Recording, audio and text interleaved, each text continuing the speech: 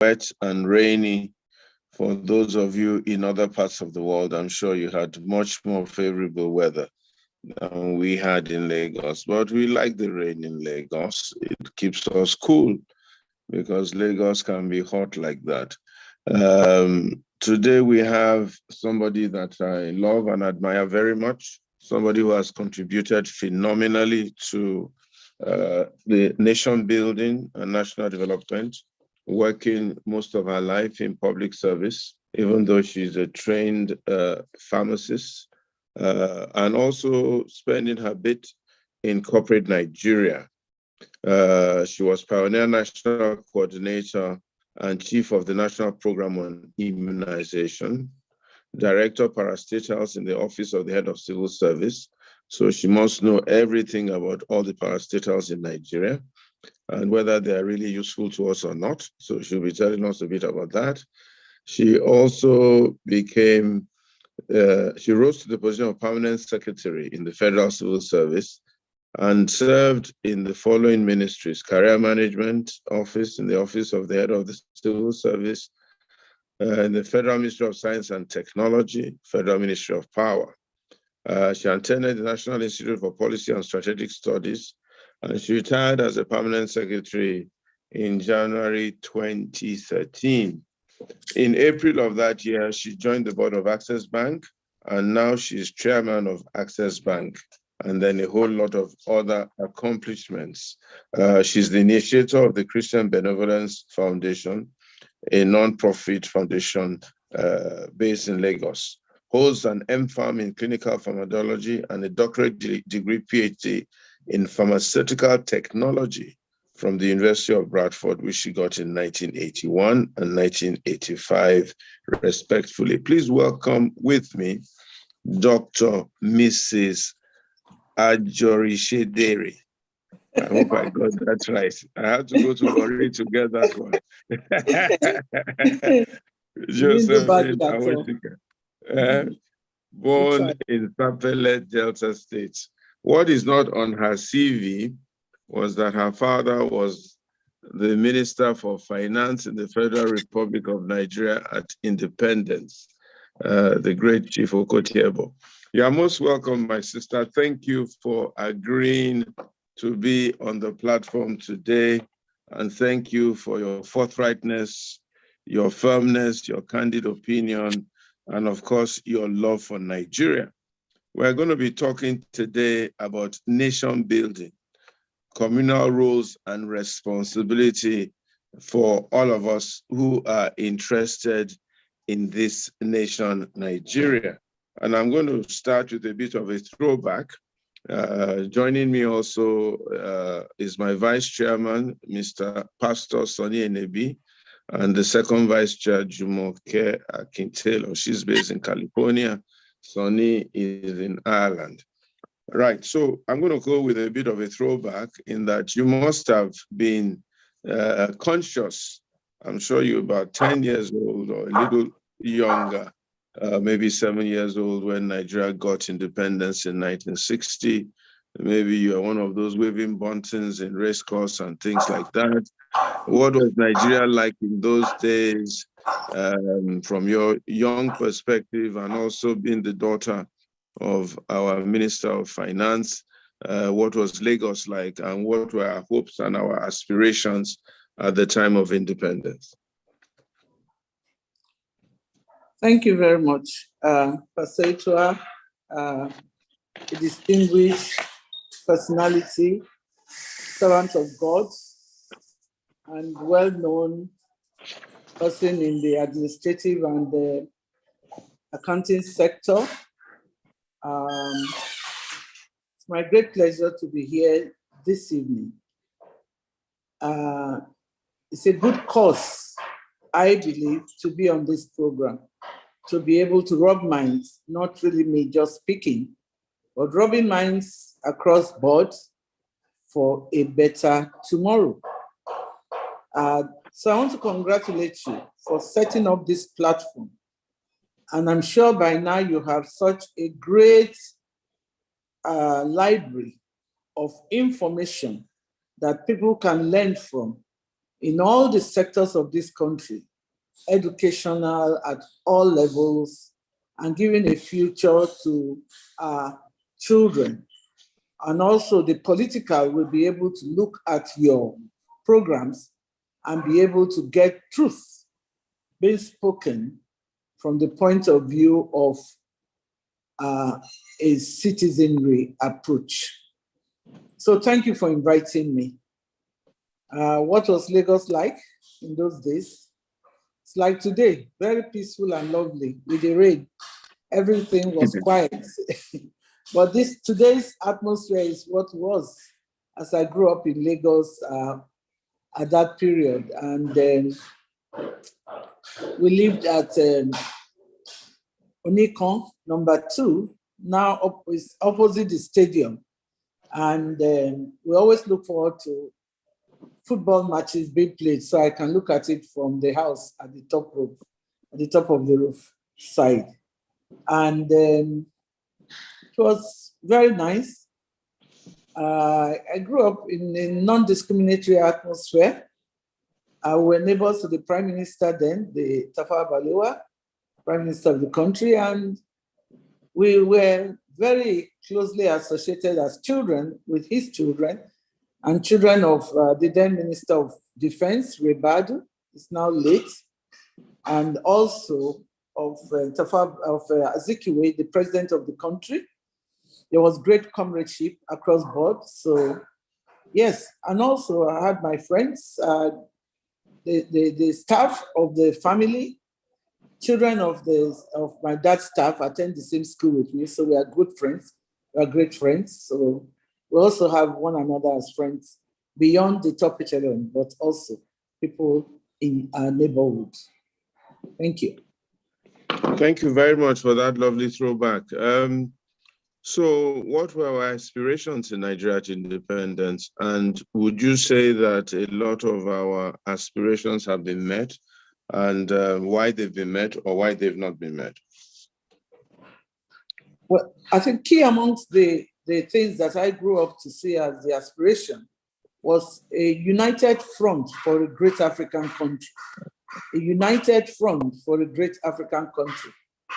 That was something that was very key in the vision of the then government officials, my dad inclusive. So do we have a united nation? From my own mind, I would say yes. And are we great? I would say no, we are not yet great. We're a bit stunted in our growth. I say yes because I think it's the mindset of the individual that divides the people. I don't see any difference. I was recently in a conference meeting. So it's a few people, really, just about 20 something. And the introductions went, where are you from? Just sat there listening. And so when it got to me, people say, I'm from here, I'm from there, I'm from this state, and I studied here. So when it got to me, it was really a culture I'm not used to. And I say, I'm from Nigeria, where you are now.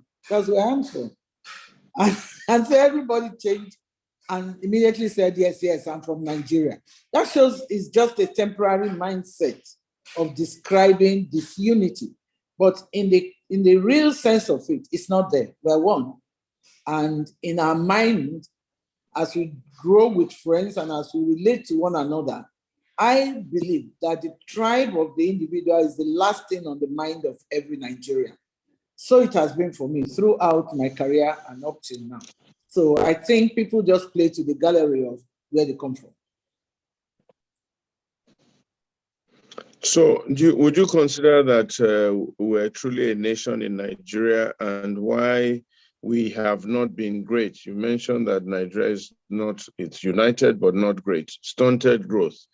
Why do you think that 63 years after independence, growth has been stunted? We started with countries like Malaysia, we started with countries like Singapore, Well, India was a bit ahead of us, but India is beginning to do so well. What do you think are the factors responsible for where we think we are in Nigeria at this point in time? Thank you very much. What's responsible, in my view, is lack of understanding and building on the foundation of the goodwill and the trust that brought the various tribes, the various entities in Nigeria to be one. Indeed, when you look at the entire nation and you look at the map of the country, now we have 36 states plus FCT. Then in the midst of that, you have 774 local governments. And in the local governments, you have 9,556 political wards. And in all of those wards, you have various communities. And all you look at Nigeria as it is, right from Kogi State there, and when you go to Lokoja, you see how the River Niger, River Benue comes from that route and goes right through the entire nation. What a great nation. And then we decided, let's come together. It's a divine coming together, because that's what every nation would like to have. Now we have come together, divinely put together, with great resources, human in particular. That's the most important resource we have in this country. Because when you study the nature of Nigerians, everywhere, there's some uniqueness about every part of Nigeria. I also have been blessed to have traveled all over the country, a minimum of 667 local governments. And there's just these peculiarities. What are people looking for? They're looking for peculiarities to bring together and engage them together and get the best out. So why haven't we gone the development way? Why are we stunted at 60 plus? Because a 60 plus child is no more a child, is a woman or a man. It's now going older. And so it's expected to have certain characteristics. We don't have them now. We are still at the level of saying, what's your language? That's the child. A child wants to know which language to speak. But the best language a child will speak will be the language to be able to communicate in. So you find out that children nowadays, as opposed to our time, they are now learning French, Spanish language, because they're looking at the future. So Nigeria is stunted because those things that have given us advantage, there has been, some people have been able to ring the bells of disunity by using those things as a disadvantage, as if some area is more advantaged than the other. I can categorically tell you, and I mean it, that there is nowhere in Nigeria there is no resource. But above all, there is nowhere in Nigeria you don't have people. There is nowhere in Nigeria you don't have people. And when you have people, you have the best resource. It's how you manage the people, how you educate the people, how you keep the people healthy, how you connect with the people, how you group the people, how you utilize the best of these people. That's what makes you grow. That's what makes you grow. But we have not been eating from one another. We have been swallowing the same food, oil. And now we are stunted because there's limited vitamins in oil. We have moved away from when we were looking at cocoa. We have moved away from where we're looking at granola. And now we have so many other things in the country. In every ward, we did a research when I was Permanent Secretary, Science and Technology, together with the Director Generals of the various organizations. And we found out that there's a minimum of 3-4 natural resource in every ward. That is 9,556 wards in this nation. Every ward has something. So if you rally the people around what they have in their ward, it's amazing what we will have as a local government, amazing what we'll have as a state, and amazing what we will have as a nation. So when the states come together, they will be talking about inter and intra-state trade. But what do you have of thinking about? To trade with UK, you have not traded in Nigeria, you want to trade with UK. You have not traded with Benin, you want to trade with US. You have not traded with Sokoto, you want to trade, you know what I mean? We're not thinking and doing what we ought to, what God has naturally given to us. What do you want to trade? You want to sell. And there are people to buy in other places. If you have plantain, people are looking for them in Kano. Have you tried to build a plantation and move them there? No, you want to take them to Vietnam. So these are the issues. We can go on and on, but those are the things that have left us stunted. Yeah, but that's very good, man. I'm glad you mentioned that there was this report that you did, or this work you did. So what has happened to that work? Why isn't it being used? And why is it that in spite of all these resources that we have, 3-5 resource per local government per ward, you said, why are the states not able to tap into these resources? Why are they not able to mobilize their people to be more productive and do this intra-trade thing that you have mentioned? What happened and what did you do with that report? So why? It boils down to you and I. We need to do something ourselves. There's over-dependency on government. Government should govern. People should act. It would be nice for people in their community to say, look, we have bitter cola in this community. We want more knowledge on what we can do with this bitter cola. We want to be able to get to know which other state or local government in Nigeria will be needing them. What resource can we extract from it? How can we develop this farm better in my local area, in my ward? We have to be involved in the development of our nation. The dependency on governments in our nation and in Africa in general, it's unbelievable. It's like we ought not to do anything, and only the about 1,000 to 2,000 people governing should do something. If they don't do, let's do. We can do. I come from a riverine area. There's periwinkle, it's highly required. There's fish. And we are not, there's even no oven roaster or anything near the seaside like I saw in Sierra Leone when I went once. And so all we are crying is the oil has polluted the sea. There are no facts, there is nothing. So what are we doing for ourselves? My brother, what are we doing for ourselves? Let's wake up.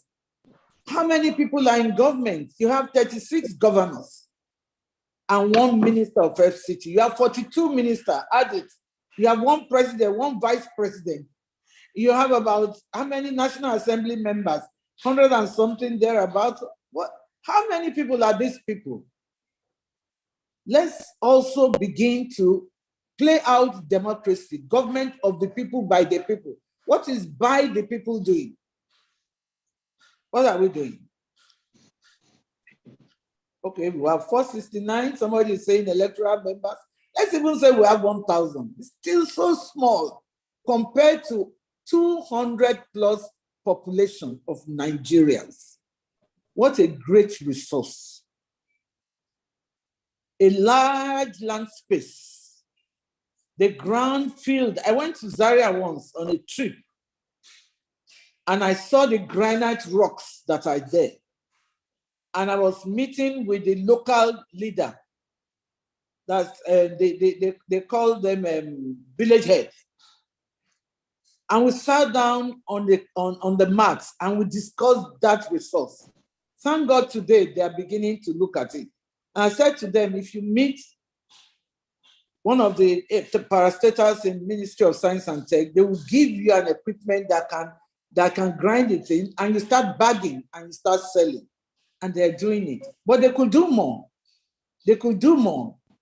They can become a major center where we buy granite from. And there are many all over. You travel, you see rocks, you see things, you see sand, so many things. We have so many.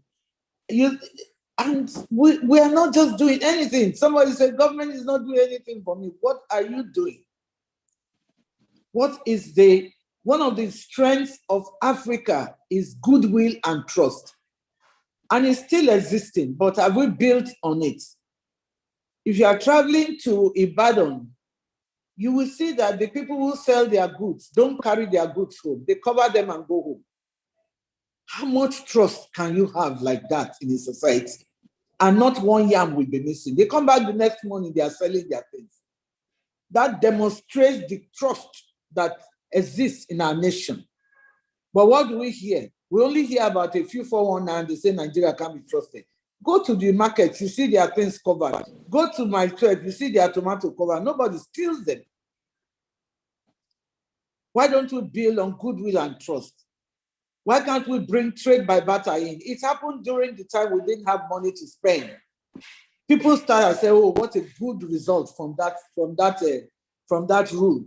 They started saying, I have plantain, give me yam. Let's go back to it. Let's try and use what we have to get what we want.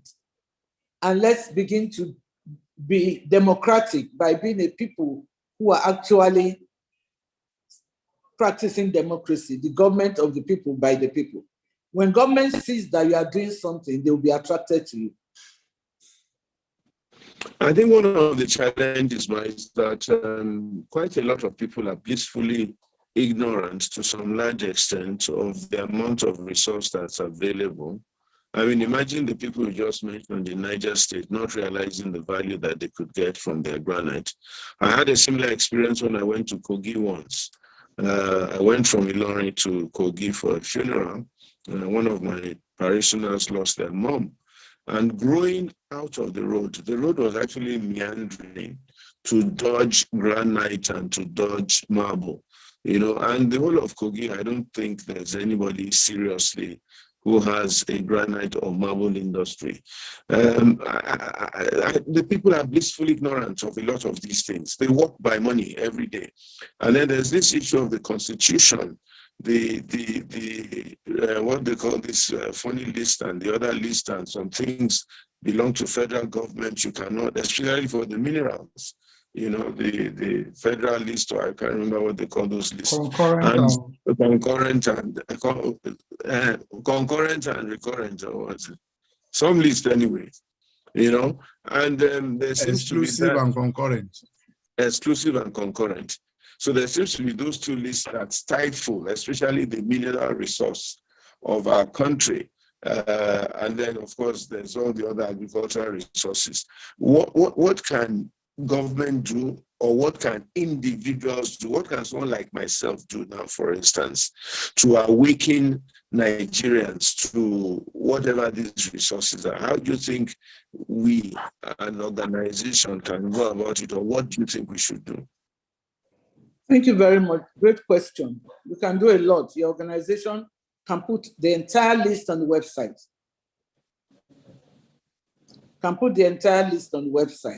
For people to know what is available in their area. And can also partner with local governments to let them put it on their own website. And then also make the information available. That is why communication is so important. And because after communication, you will have connections from one person to the other. But we should, in my view, we have been too burdened with the issue of government is not taking us forward. We have something that is good. Let's go and get it. Government is not stopping. Okay, the concurrent list and exclusive, people say that it's not a good law, but on the surface. But when you look at the fact that where we are at our development stage, if we look at the concurrent list, there's nothing wrong in that. It means you can do anything. If it's exclusive to federal, I think for now it's a bit protective, like you have the oil. If it's not exclusive, then the sharing formula will be different. So it's something, some of them have to be exclusive so that we can have overall development that will not be taken care of by any local government or wards or states. For example, defense. For a country to have defense, you need the people, you need more than the people sometimes. So, and defense is federal exclusive. So they will need money. If they don't keep oil as exclusive, where would they get the money? So that's all we just need to do. But the minerals, I know that the Federal Ministry of Mines and Steel are giving licenses. So if a community come together and when they have mineral, I can bet you they will never deny them. Because in the detailed document of that thing, they give priority to communities that own this on their land. Is there, is on in the detail of that law. So we can do a lot. I think what we can do is to change the mindset of people that we also have a responsibility to the development of our nation. I think that part of the problem is even this oil that's on the exclusive list, which makes everybody focus on oil and think that oil is the solution to everything. They say there are about 36 or 33 other minerals, even worth more than oil. And there's this issue of the allocation of the resource or the benefits of the resource, that 60% goes to federal government, blah, blah, blah. That allocative mechanism makes it onerous or uninteresting for people to want to venture into those businesses. And of course, there's the startup costs and all that.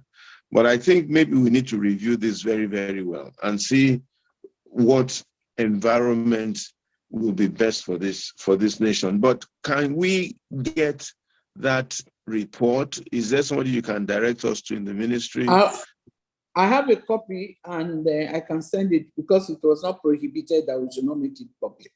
So I can make it public because there was no prohibition, because the information of that report was already passed by the Federal Executive Council.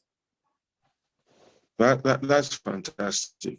I look forward to getting a copy. We're talking about nation. Okay, we're talking about nation building, communal roles and responsibilities. What are your thoughts on the building of the Nigerian nation, and how can we get the best out of this nation? Thank you very much. We can get the best when the people become responsible to the nation. Like I said, every Nigerian blames the other person. All Nigerians I've seen blame the government. I'm not supporting any government. Governments have their roles, but if they failed us, should we fail ourselves? We should ask the question, should we then fail ourselves? We have community, we have private sector, organized private sector, we have manufacturing sector, and then we have all other sectors that are agricultural sector, this and so on and so forth. All of these things are driven outside government. But to be able to drive things within communities, the community have to use what they have to get what they want. I was surprised, I was very surprised when I was CEO for the immunization. I was pioneer CEO for immunization, National Program of Immunization, then now National Primary Health Care Agency. Every ward in the country, they have a democratically elected or selected, whatever one you like, but they have a team. They call them ward development committees. Quote me. I thought it was only in the north when I went. When I went to the south, I found the same thing. I found that every ward have what they call Ward Development Committee. And the constitution of the World Development Committee, ward as in W-A-R-D, has youth, has women representative, has community farmers representative, whatever is primary in the area that they do, they have a representative. And the committees, they also have what they call an announcer, which is like somebody that advocates. So when I found that system, I said, what are we waiting for?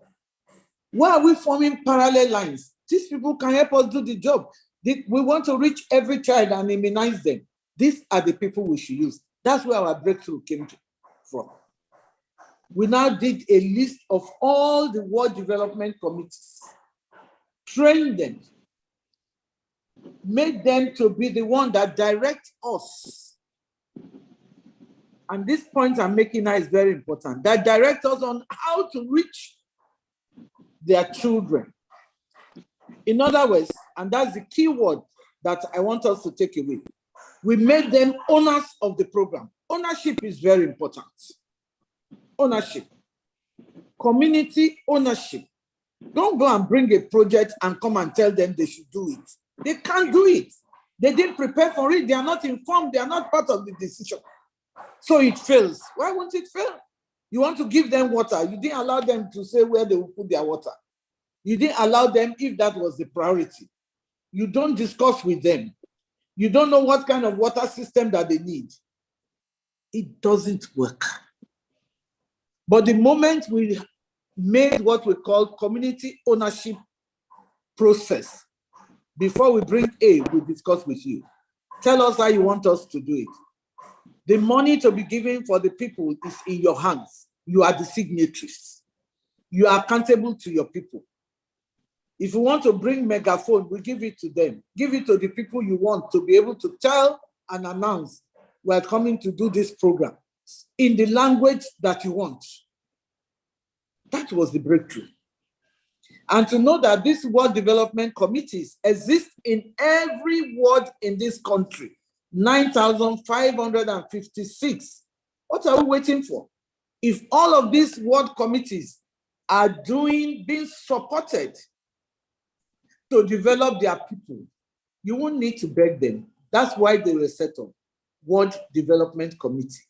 And you let them choose what will make them develop, not you choose for them, because what you choose for them may not necessarily be their priority. They also have, as a people who have come together by nature, they have a way of controlling themselves. They have respect within their society. They have the way they maintain their cash. They have the way they build their houses. They have the way they talk and collaborate with one another. Let's use the natural to lead the development process. You and I sit in a room and we decide to say, we want to build a house for my village. No consultation. Get an architect. Do it. This is the best. This is the amount. This. You know that Southwest village somewhere. Go and do it. It's not. It doesn't work. It will not work. And so we need to allow the people to be part of the democracy, because it's the government of the people by the people. By the people. The European world, they were shocked that the breakthrough we got was from the people. And it has become a model across Africa. I tell you, it's a model. I didn't even know this until the chairman of Deloitte Touch, the lady from South Africa, visited and said, we audit this. And do you know it's your systems that are being applied beyond Africa to Asia? Because people are the same all over the world. People want to be considered. They want to own. They don't want you to lord it. You say it's their country, but you are ruling them. You are, what do I put it now? You are lording it over them. You don't make them feel they are important. To be patriotic means I have a voice. To be patriotic means I am free. To be patriotic means I am recognized as somebody that has value to bring on the table. We need to recognize and value our people.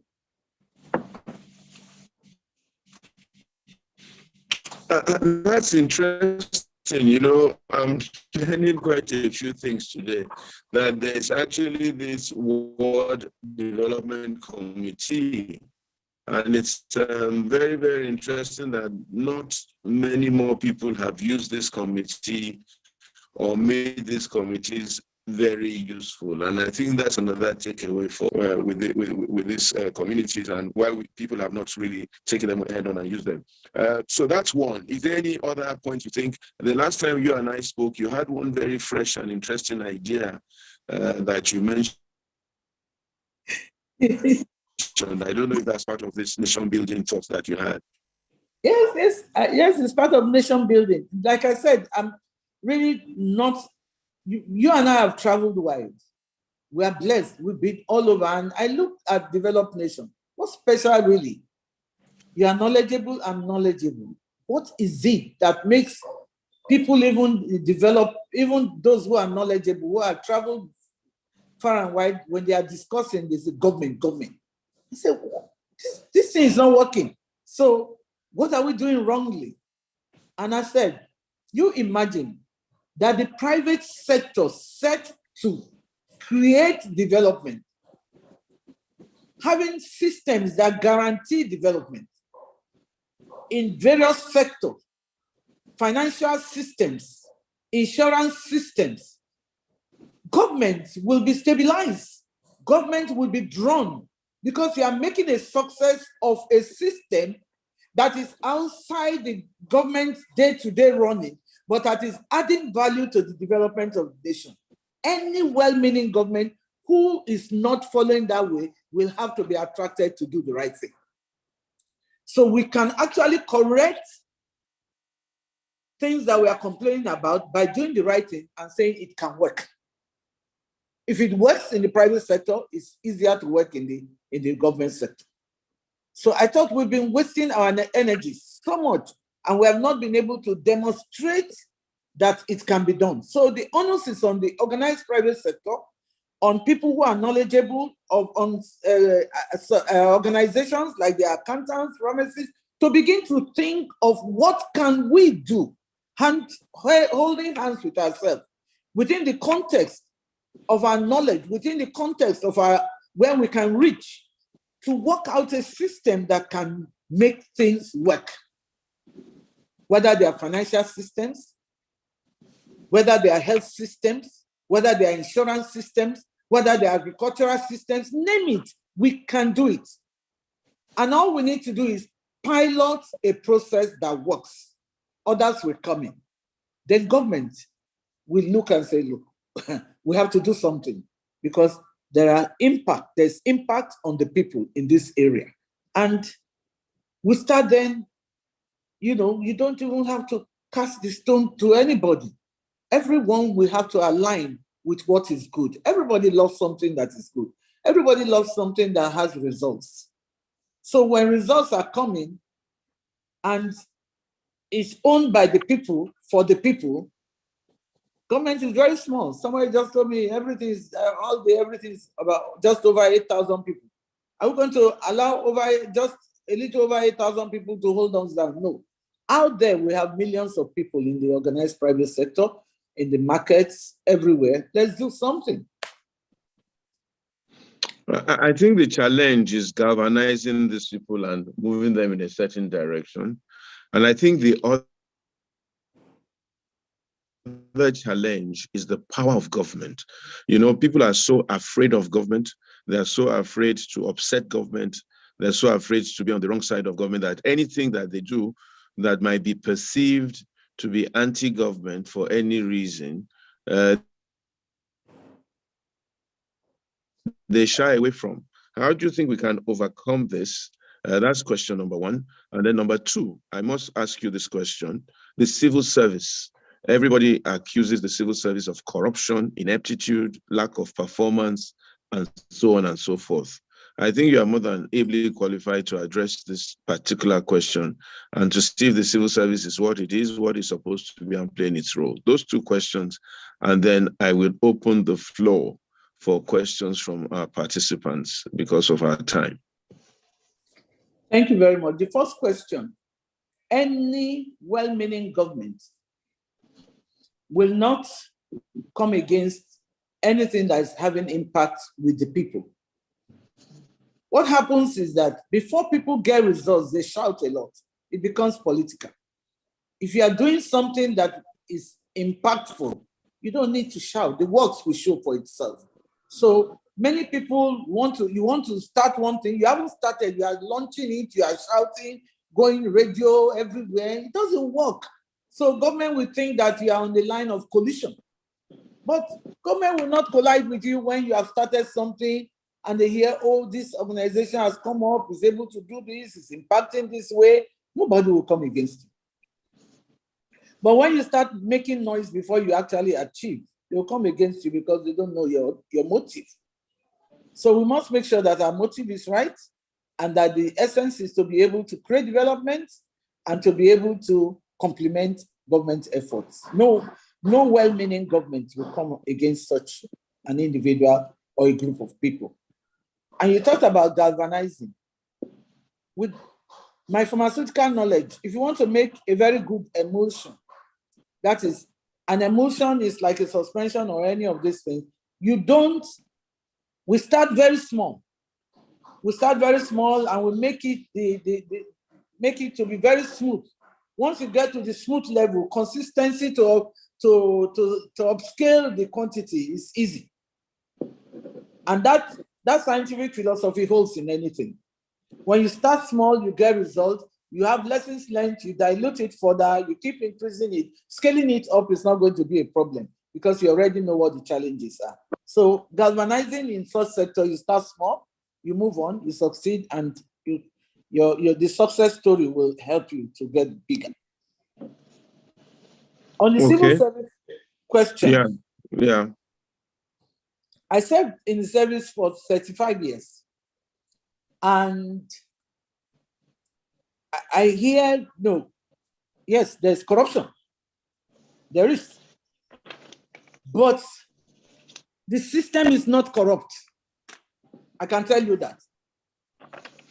When I hear that billions are stolen, I indeed heard that many times, and I will ask, tell me, how did they steal the money? Because the system through which you release money is very strict. For example, I as permanent secretary, the amount that I can approve is 5 million. That's the highest by law I can approve. Anything more than that must go higher.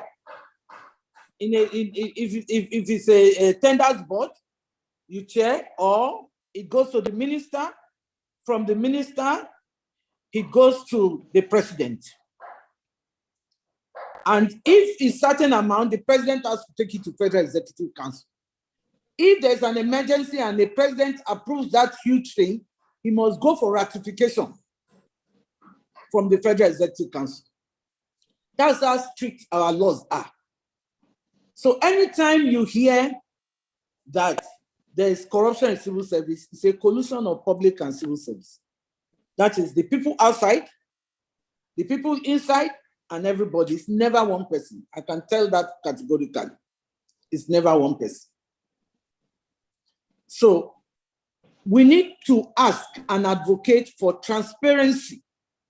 In other words, any ministry that wants to transform, some ministries are transparent. All my ministries, the accounts is online for everybody to see. And as they are being paid, you can see it. We can now make that everybody should put the thing so that even the public can see it if they want. We talk a lot about corruption, but what we should be crying for is transparency. Once there's transparency, corruption will reduce. Do we have the rules? We have the rules. Are we sufficiently transparent? We are not there. Can we be there? Yes, technology will allow us to do that very easily. So when you have transparency, you will have accountability. When you have accountability, you have little or no corruption. That civil servants don't do the job, I don't believe in that. And it will interest you to know that civil servants are just a little over 1 million. Just a little over 1 million. So all the millions of Nigerians out there, we should all also appreciate the work that is being done. I'm not defending my constituency, but we don't sleep. I can tell you, I for one, and that's for many of my colleagues, you sleep about 1, 2.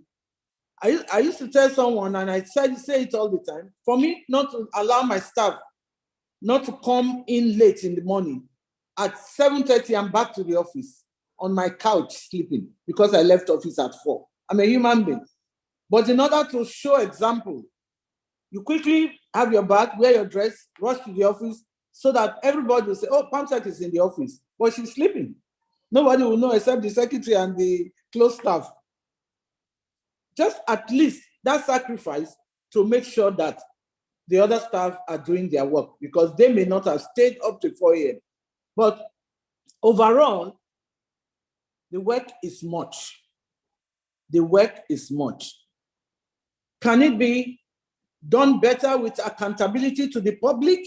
That's where we should make the work, the goals. If a ministry is supposed to achieve 10 goals, it should be shown so that the public know what the expectation is. And they must be able to, this transparency and technology should allow public interaction. Should allow interaction with, for example, when I was Ministry of Power, we had McKinsey set up a system for us, where on the system, I could see all the sections in the country where there's a where there's a transformer not working, where the light is not working, where this, I could see it. And there are a team of other people there to call the people responsible. Can you send the information on what is happening?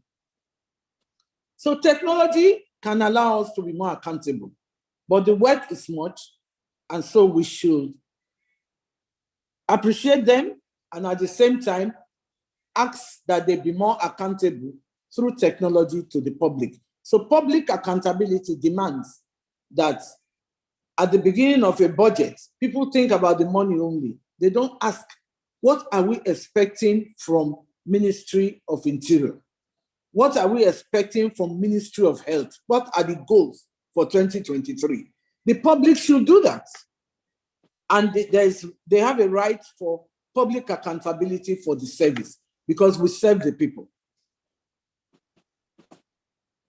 Yeah, I think you're absolutely right in that a lot of the public, they've not been able to hold government accountable and do even audits of value for money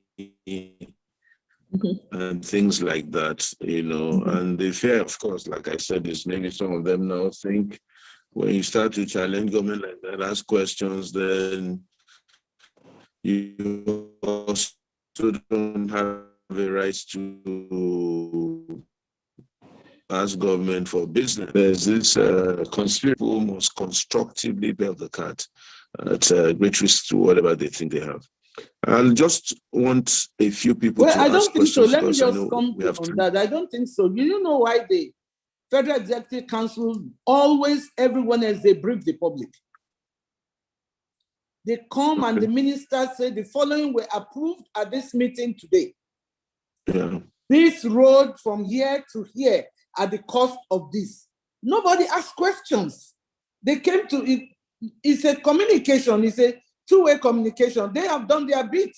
After meeting as a council for the country, they have come to tell you this is our decision from our meeting today. That was the reason that they briefed the public. Yeah, the challenge is this. If Itwa Godalo now takes that information and somehow goes to the minister or even goes to the newspaper and says, this road that they say they're doing for 10 billion, I have done my analysis, is 5 billion, or it should be 6 billion. Straight away, that minister takes it very, very personally. God help you if you ever go to that ministry to look for work while he's minister. You forget it. They'll say that troublesome Mitwa, he has come again, and now he's coming here. How dare he come here and look for work? How dare he recommend Julius Berger or Awoshika and company to come and do work? That's it. You're labeled straight away. You know, I've been through it a little bit. I know what I've been through.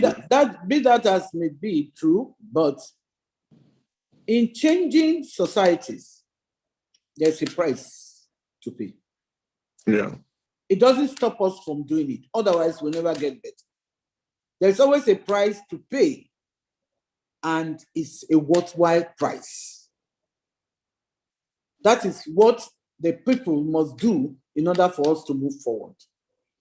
And when we begin to be transparent, when we ask for transparency, we ask for accountability, it will be a two-way thing. And once that is working very well, you may not even go as a person.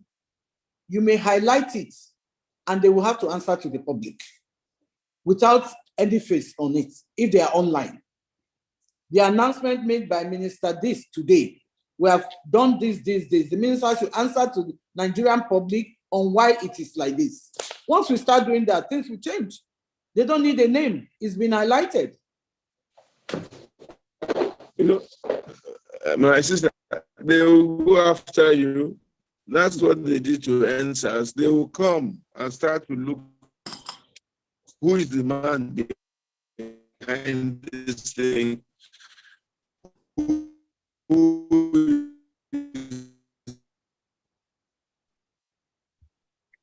Okay, Pastor, your voice is trailing off. To investigate. Before you know it, they will pick up a few people bold enough to take that risk. And I think what is missing in Nigeria is that courage.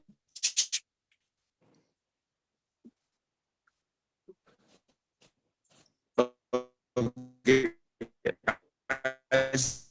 What I think is missing in Nigeria, can you hear me now?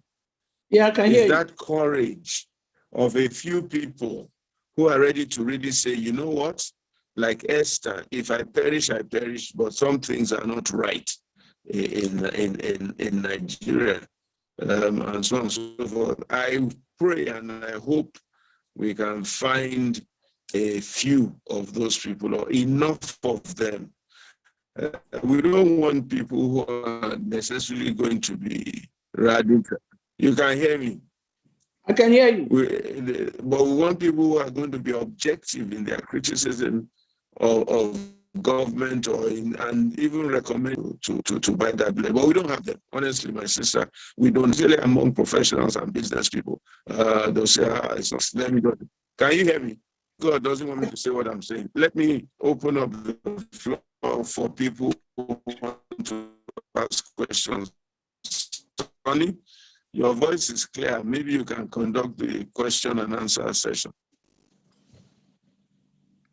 These are up. Hello. Hello. Yeah. Are we ready for the question and answer sessions now? Yes, that's where we are now. Okay, great. Thank you very much. I appreciate to have you. Let's go straight into those. So we have Kim Thomas Allison, Noyo Kubai Edem. We have Faye. Faye, you hold on, and I will take Charles Odion. So I will take those three people, Kim Thomas, Noyo, and Charles. Kim, you can go ahead. Please, let's be brief, make it short, so that we can take a lot of people on this question and answer session. Okay, thank you, sir. Can you hear me, please? Yes, we can hear you. Thanks. Okay, thank you so much, Ma. I really gain a lot. When you talk about, you're almost as if you're trying to exempt the government, but I feel government has a great role to play. For instance, I'm from Plateau State, and we engage farming a lot, perishables. So I tried, I said, I'm based in Lagos currently. So I was like, let me try and start bringing vegetables from Jos to Lagos. I tried it. It failed woefully due to so many factors. So I feel our government have to put so many infrastructure in place to make these things work. Then again, all these things you mentioned, the school system. I don't think I've gone through Nigerian schools from primary to secondary to university. They don't teach us all these things. And it's almost as if you are blaming us. Meanwhile, I think I'll put the blame on the government. I think that's my question, Ma. Okay, thank you very much. I'm not let- blaming anyone. Okay. What I'm saying is this. We've had enough of complaining government. We're on a journey. Let me use my faith to tell you, on a journey to Canaan. All those who were complaining, they didn't get there. You can't be complaining of Egypt when you want to go to Canaan. And I've looked at it. We should stop complaining and do something because there's a lot of capacity within you. Just, I'll take the very example you use. Great initiative. You are from Plateau, where I did my NYSC. And now you are in Lagos and you want to be bringing vegetable. You are waiting for government. Go more than that. I'm not telling you what I've not done. My daughter came back and wanted to do a project on fruits, natural juice. She's doing well now. But when she came, I said to her, Plateau is the place to get your raw materials from, to reduce cost. She started getting from Plateau, but not well arranged. And I said, next, you know what to do? Go to the garage where Plateau vehicles come, arrange with to pay the people who get their vehicles here, and arrange your suppliers to give their goods to them. And that made the difference. And her supplies were regular. Use what you want, use what you have to get what you want. Yes, government will come on board when things are going very well because we've had challenges. We've had challenges with government, and we're not doing anything. Are we going to remain that way? Your future, from the way you spoke, you are a young man. Your future is very important. And you have looked in your environment. God has so blessed Plateau State. Let me bring an end from it. Please don't drop the idea. You can do more. You can form a cooperative group between yourself and those in Plateau. Let them search for the things because you don't get all of the things in Jos. You have to go outside Jos to get some of the things. So get it done in a cooperative, in a communal way. Work with the transporters and get your products to Lagos and make your money. Leave government. When they are ready, let them come. We must move on. Okay. We have done our civil rights. We've voted. We've done what we ought to do. Now we should be patriotic enough to develop our environment. I'm only asking, play your role. All right. Thank you very much. I hope I make some sense. Yes, you surely did. We get the point that you are making that citizens' engagement is what will push government to do what they need to do. Yes. I will cede the floor to Noyo and thereafter Charles and then Patience. Let's take the three questions together so that you can answer them. If you just note them a bit. Yes. Thank you very much. Noyo, go ahead. Yes, good afternoon. My name is Noyo Kubenje Eden. Thank you, Ma, for enlightening us. Some of us just found out about the community committee that we have in all the states of Nigeria, in our communities. My question is about, you told us that the petroleum is in the exclusive list. That means that the main resource we have in the Niger Delta area is being controlled by the federal government. And also, I think I got from you that communities that have minerals now, they are allowed to own the mineral. I think that's my understanding of what you stated. So now I'm thinking that since the Niger Delta has given so much to Nigeria in terms of this oil that we have there, so in what way will the Niger Delta be compensated now that other communities are the owners of the hard minerals or whatever they're mining in their communities? I think an example came up with one of the northern states where they found, I think it was gold, and that they've been mining the gold there without a lot of us knowing about it. That's Zamfara. Zamfara State. So in what way are they going to compensate us? Look at our water is polluted, our rivers in the Niger Delta. No good roads. Today I was looking at a video that came out from Benin, a community that is protesting that the highway leading between Warri and Seple, that no work has been done there. A lot of people have died on that highway. That highway carries trailers with oil and everything. It leads on to this east, River State and everywhere from in the south. So how are we going to get something back for our region? I think that's one of the things that we need to think about. I want to hear from you, Ma, because of your position and the influence you may have to help us, because we are really suffering there. Thank you. Thank you. Thank you very much. Charles, go ahead.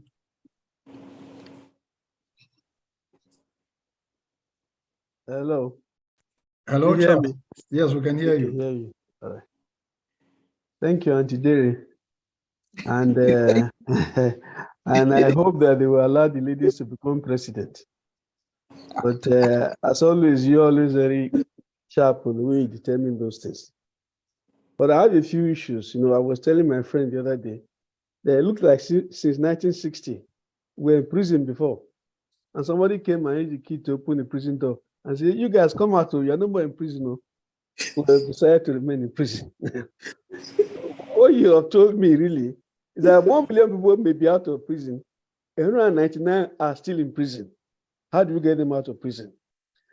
And I've been saying that for a long time. I've been saying this since 1988, that until we get our currency issues right, the way we manage our power right, and the way we manage our oil right, we cannot do anything. So I'm going to put it right directly on your footsteps. Because as a retired federal pump sec, because you're not the pump sec of the state, people must get together and begin to see how social enterprise, if it's only putting food banks run by the churches and the mosque in every town, and aggregating those things to become places where you can now buy and sell produce, like the local buying agents used to be. In those days, we did cocoa, coffee, and the rest of them. By now, we should be doing food items. So I know that you have a lot of knowledge. The community of palm sex, I know that people don't want to hear they say super palm sex, super palm sex. It is time for people to get up and stop allowing clowns to take us into perdition. That's my challenge to you. Thank you. Thank you. Will you Thank take you the very challenge? much. Will you Let's take the take, challenge? I've taken it. I've taken it. all right, Thank Charles, you. we've heard Thank you. you. Very good point, though. Let's take Faye. Faye, go ahead with your question quickly, and then I'll take Patience. We'll just take all of you together. Faye, go ahead.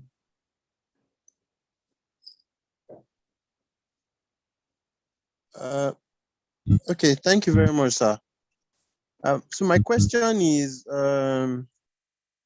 is it possible to access funding to facilitate the World Development Committee's activity independently? Say, for instance, ALG wants to engage. What is the route to take to access funding, in your opinion? And where can ALG look at locally and internationally? Thank you.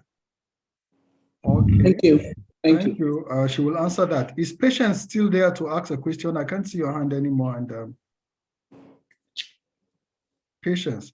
Okay, if Patience is not there, Ma, you can take the comment and She's question. there. I'm going to ask her to unmute now. I asked her to, so she's still here. I just asked her to unmute.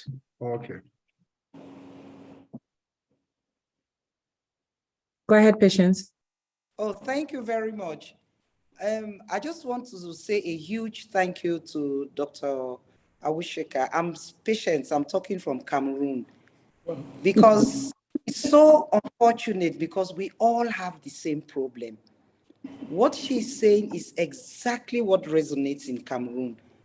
All we do is complain and complain and complain. And like the host, I think it was the host who said it, you know, God always got very angry with the Israelites when all they did was complaining. And you know why? Because the Lord expects us to first use what we have before complaining. He has enormously blessed Africa with all kinds of resources. We are not looking at what we have around us and what we can use. All we do is complain and asking the government to do that, the government to do this. The government cannot do it, so we need to do what we have to do. And we have to be friends with the government no matter what. Because I take the story of Esther. When Haman had done what he had done, and we always have Hamans and Mordecai's and Esther's, Mordecai did not decide to go in the streets and complain with the Israelites and crying with them. He came to the source, to Esther, and stayed at the gate and convinced Esther and made sure that Esther saw what he was seeing and what he was thinking. It's at that point that Esther said, I will fast, tell everybody to fast. I will fast with my women, and I will go and see the king. If I perish, I perish. We need to get to that point where we use what we have, and when it gets bad, we don't have to attack and be at loggerheads with the government. We have to look for a way to negotiate and see what we can do. And of course, there are people like Dr. Awosheka.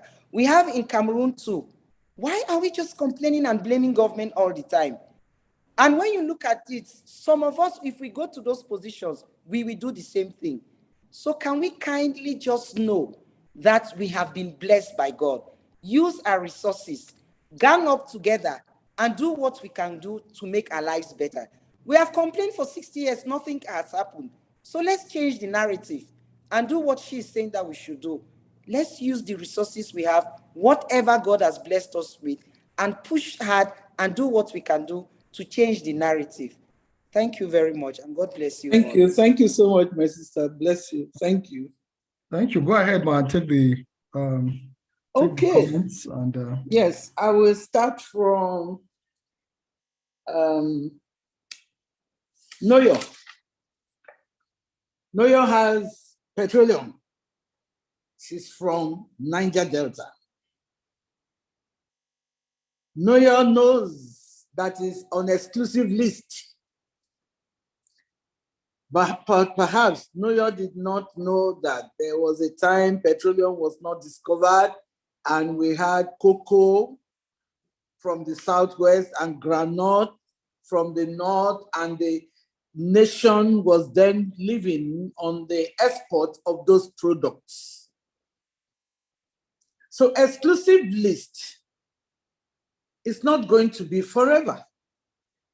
And it has terms. And the terms include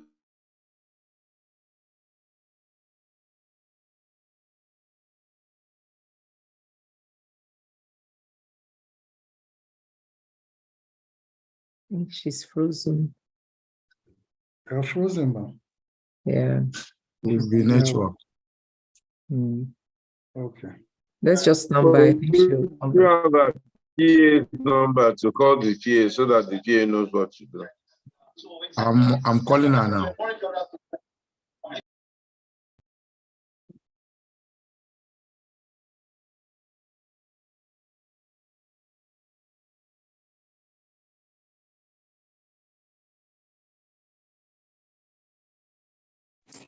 We'll have to wait so that she will come back. We have to wait for her to come back before. I'm back. I'm back. Okay, great, great. All right, thank you. Go ahead, ma'am. Petroleum Equalization Fund is there, and other opportunities. But how much of these opportunities have been driven by community ownership?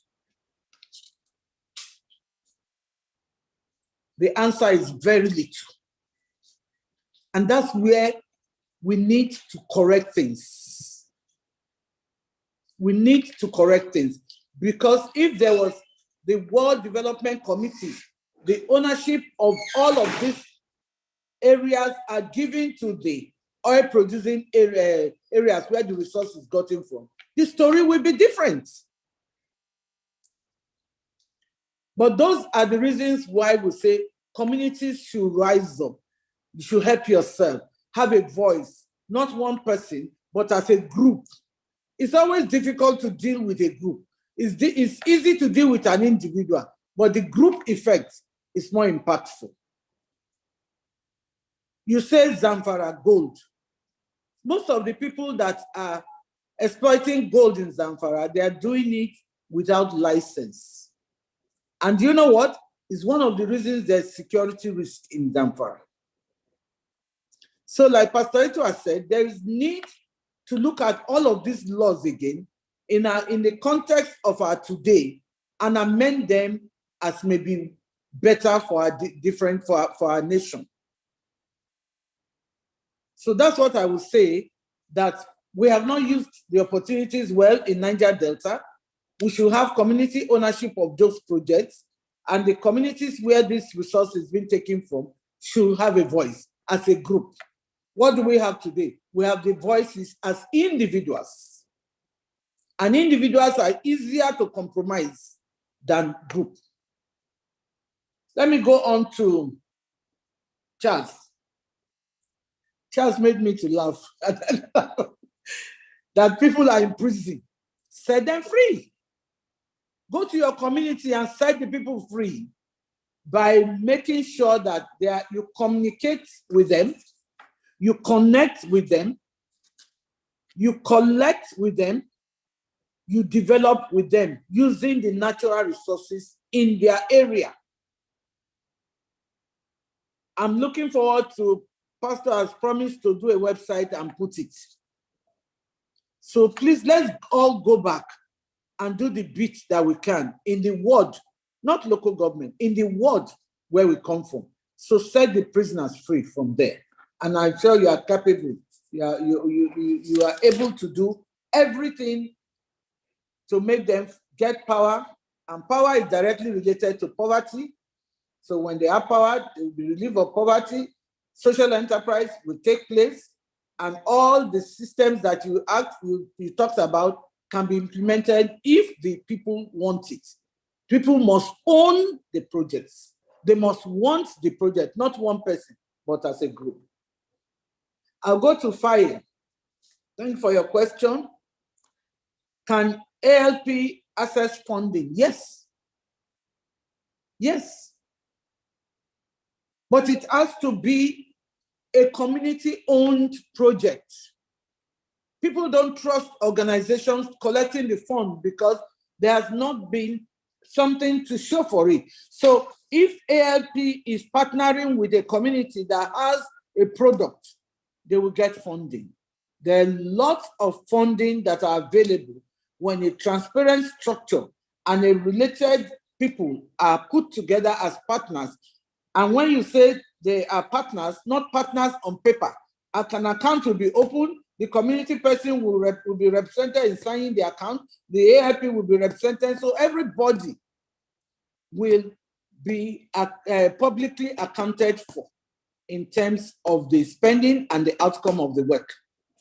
Thank you. Okay, thank you very much, Ma. Thank you. Yes, thank you. Jumoke, we want to take over after these two people ask their question. Ade Yosola and Barrister Kachi. We will take these two last questions and then we can begin to wrap up. Thank you. Go ahead, Ade Yosola. Good afternoon, Matt. Thank you. Good afternoon. Thank you for all well said. You said we shouldn't blame the government, but I think it's a two-way thing, because most in Nigeria, we are not really seeing what the government are using our taxes for. And when you don't see what your taxes are being used for, you're not really ready to pay more or pay another. For instance, let's check the drainages.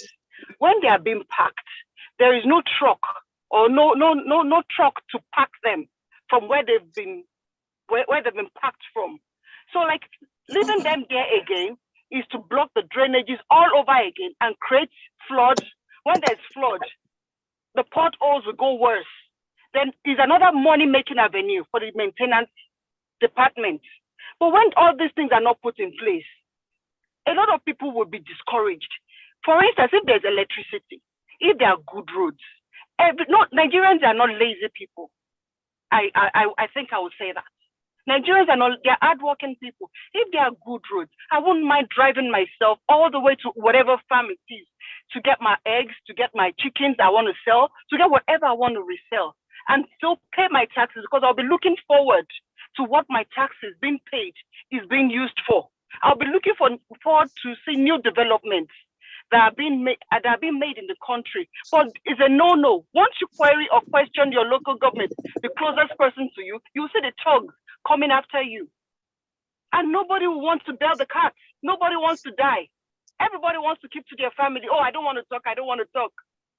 And this has been going on for so long. And I think the government needs to do the basic things we need.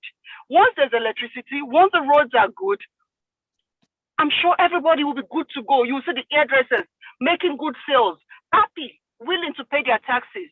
The tailors will be willing. The lowest person making the lowest money will be able to pay whatever they are deemed to pay every month or every year. Thank you, ma'am. Thank you very much. Thank you. Let's take the last comment or question, quick and sharp. Barrister Kachi, go ahead. Thank you very much. Thank you. Good afternoon, all. Thanks, Doc, for a wonderful exposition. My comment will go straight to addressing an issue raised by the lady from Cameroon. In agreeing with her about, how our people are not taking ownership of, problems like communities doing what they ought to do. There's a reason for it. And that reason is simply that they don't have the information. They're not empowered with knowledge. This morning, I was doing a program in South Africa on Zoom, and the people, the same issue, there's a program called ABCD of Community Development. It operates on the basis that community development begins by establishing what's already in existence. We don't know how to recognize and value assets. So community assets are there, we don't know what's what. And most importantly, we have this concept of development that is essentially about building things rather than building people.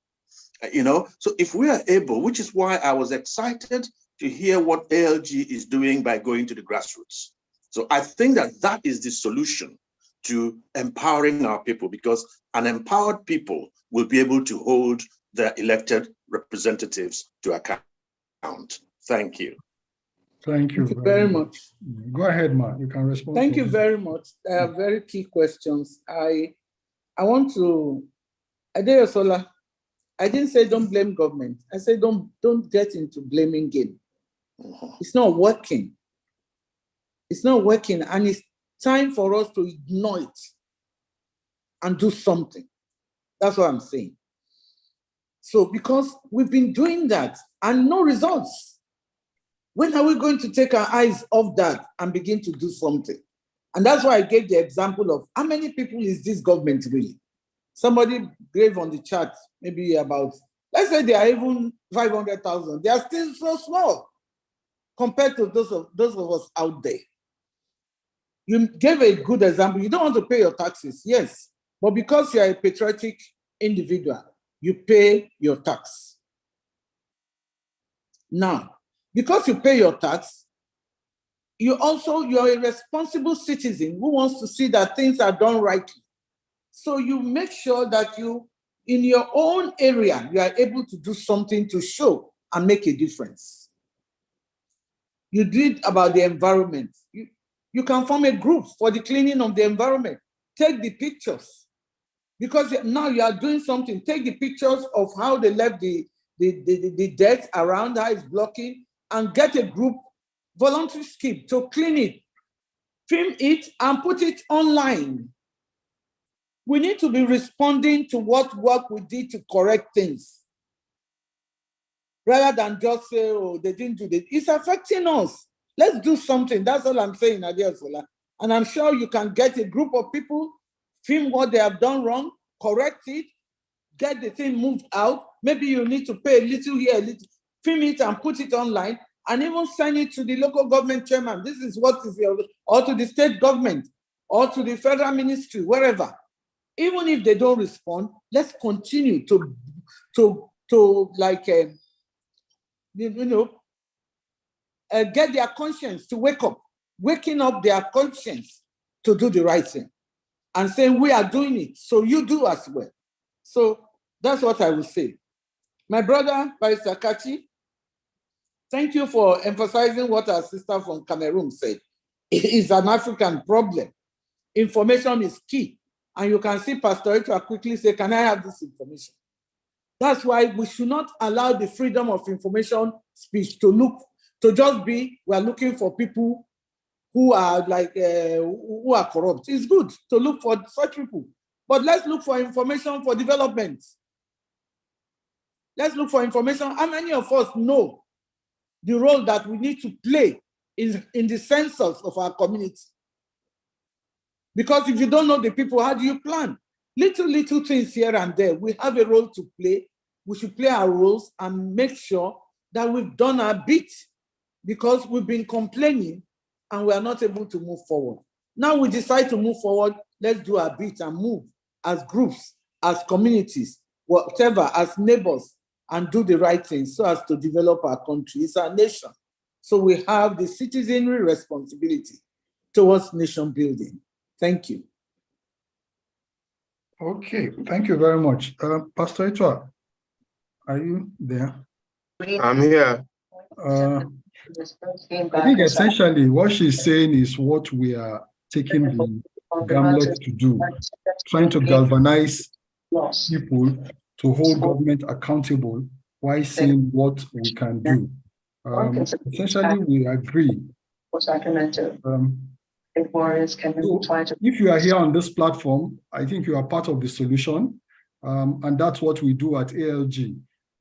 It's because of we have complained for so long, and we have decided in this group that enough of the complaint, and we have begun to take action. However, we just bring people here to highlight the issues that are out there, and then what are we going to do about it? So I believe that we are already on that trajectory. And so hold government accountable we must, in whatever area we can contribute or do what we do. But let me put this caveat, we've been doing. I speak for Pastor Etua and myself from over 30, 20 years ago. And the reason why we thought that, because we do our little effort, and we used to go to the prison, for example. I tell you what, we do a lot for the prisons and do all of that. And one day we went to the prison and they said their borehole had collapsed. And we are doing so much. And I said, okay, you guys should go to your ministry and let the ministry fix it. And the controller of that prison brought a letter written to them. They wrote to the ministry. He brought a letter written to them by ministry, one of which, and the ministry said, go to NGOs, go to churches or mosques to help you fix it. Meanwhile, there is budgetary allocation for such things. So when we overdo some of these things, or when we do, it now creates an opportunity for those in government to just swallow the budget for these things that have been allocated. Send the bill to them. Who will they answer you? But the question is, we are doing it. We are doing it. But and these are some of the challenges we face. Yeah, it's true. I understand. Yeah. Yeah. Pastor Etua, over to you, sir, as we wrap up. Well, just to thank my sister, Mrs. Awoshika, for again graciously obliging me and obliging us, and for her forthrightness and frankness, even though she tried to defend the civil service a little bit, but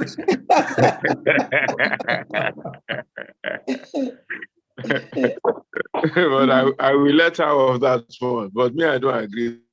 That civil service must deal with them. No, you yeah, know, they used to be fantastic. We need a reform. I support fantastic. the reform. Yeah, Form. I said you should allow us to be transparent, accountable to the public. It's important. Yeah. But she's right in that there's some very, very capable people in the civil service, very experienced, very hardworking, very knowledgeable. It's just that the whole system and structure is drowning everybody and so on and so forth. Like there's some very capable people in the police force too, very competent, very experienced. In fact, if you work with some civil servants, you'll be amazed as to the depth of their knowledge, their exposure, training, with all sorts of people, and their problem-solving skills, and how they are largely unruffled by most things. And I think one thing that's fresh also, the civil servants and the private sector who collude to perpetuate this corruption, and we must find a way of getting rid of it. But by God's grace, I have many takeaways today. One is this World Development Committee. The other is this being able to develop resource. And please, I'm going to really beg for that report. And of course, the other is this being able to speak truth to government. I want to thank you very, very much for being here, and that the results of good work is more work. So we're going to be tapping on you for some more advice, some more experience, and some more direction here and there, doing some great things for Nigeria. We're committed at ALG to transforming not just Nigeria, if possible, Africa, and doing our own little bit. You know, it's a reaction to this thing you said. Everybody is folding their hands. Nobody is trying to do anything. So I'm saying to myself, what are the little things I can do in my own corner to engage? One is what you mentioned early on.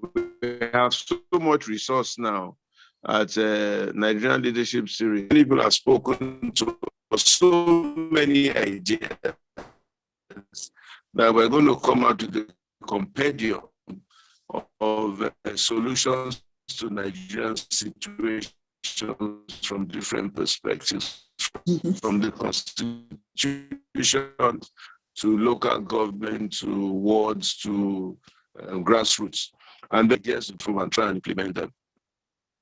This issue of working with wards is very, and also be there to challenge government and also to compliment them when they've done a few good things. So I'll be tapping on you. I'll be coming to you for advice, for resource, for support, and to kick some doors open where necessary, and to protect me if I get into trouble, because I know you know.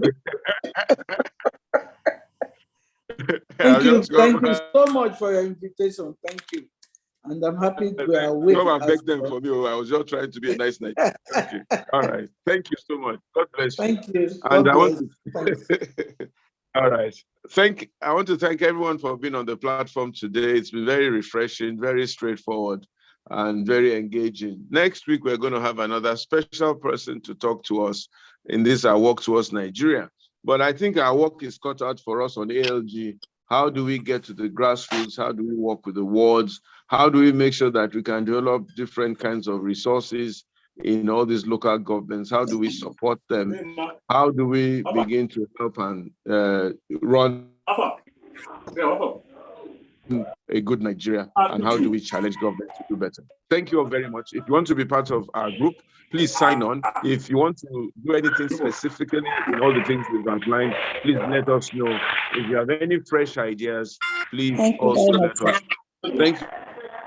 Thank you. Thank you. Thank you. Thank you. Thank you very much, sir. Thank you. Thank you. Thank you very much. God bless you. Thank Enjoy you. the rest of the Thank you evening. very much. Have a wonderful Thank weekend. you so much, Pastor. Thank you for a lovely evening.